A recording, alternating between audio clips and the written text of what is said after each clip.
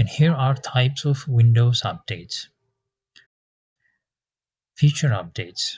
These are big updates or upgrades, we can say, that introduce new features, functionalities, and system improvements, and of course, interface changes.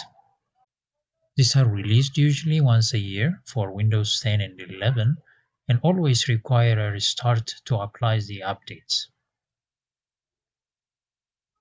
Quality updates or cumulative updates. These include security patches, bug fixes, and stability improvements, which are usually released on Patch Tuesday, the second Tuesday of the month. These are cumulative, meaning the latest package contain all the previous fixes as well. Many of them require restart, but smaller fixes might take effect without it.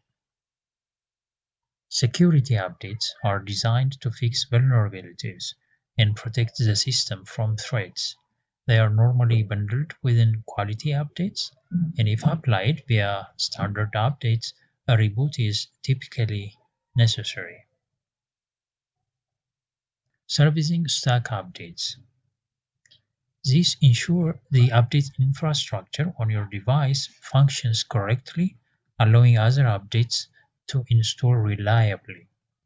Restart is required only in certain cases.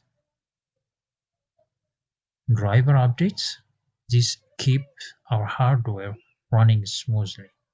They improve hardware compatibility and performance for components such as graphics, network, or storage devices.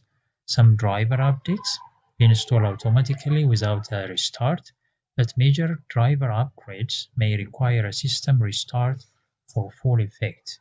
Defender definition updates. These are daily updates to Windows Security Antivirus, and restarts are not that needed. And finally, we have optional updates or preview updates.